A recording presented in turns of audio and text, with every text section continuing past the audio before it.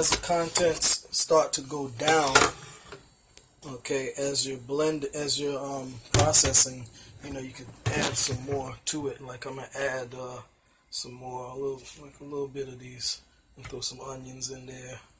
Throw some of the prunes and some of the other stuff in there.